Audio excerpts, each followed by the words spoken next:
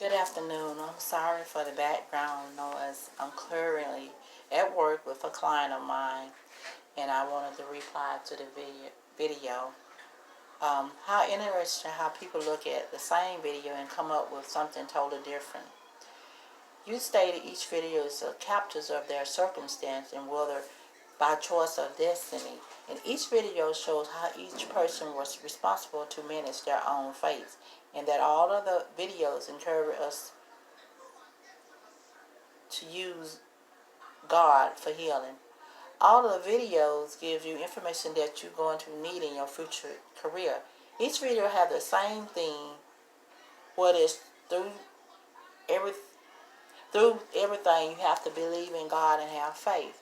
Even with the hospice video, as a hospice worker, whether you with the patient as a caretaker, you need to have a characteristic, a nurturing attitude. And without God in your life to encourage a patient, you cannot help anyone. In our community, hospice does not always mean death and dying. They provide home health service for people that need additional help in the home. You might be in a patient, you might get a patient that is coming out of the hospital and they need rehabilitation care, and they also use hospice.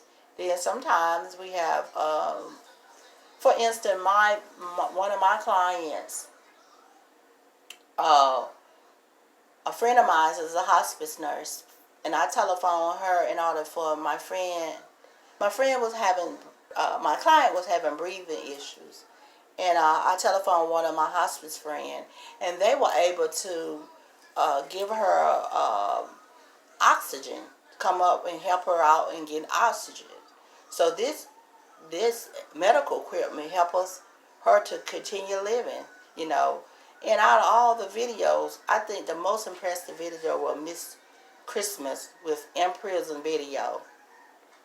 It's funny how God will put you in the right place at the right time. Through her fear of the prison, she was able to discover her calling, which was working with ladies in prison.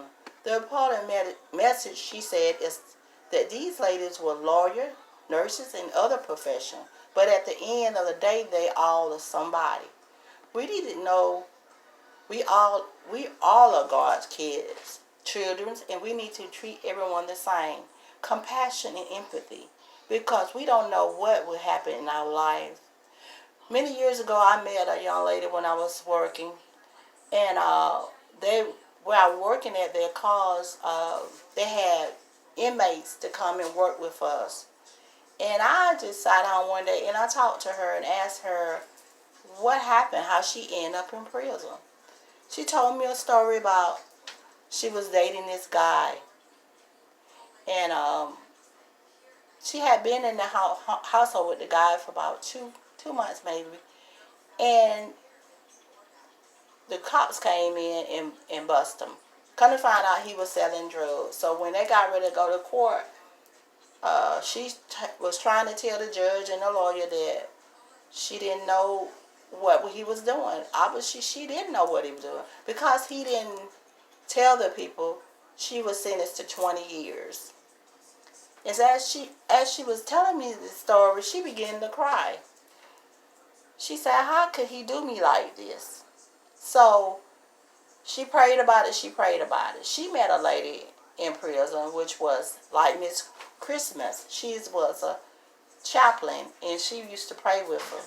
So one day, she got a message from the guardsman that came and told her that the guy had confessed and that they reviewed her case, and she was able to go to the appeal board, and they were going to let her out in 2 months.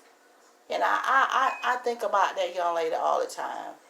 But that is that's important, you know. That's important. And then as she was telling me the story, she began to cry. She was thanking God that, you know, through prayers, you know, God hears prayers, you know. And we need all of these videos and everything in these videos to use in our future career as case manager, counselors. Thank you. You have a blessed day.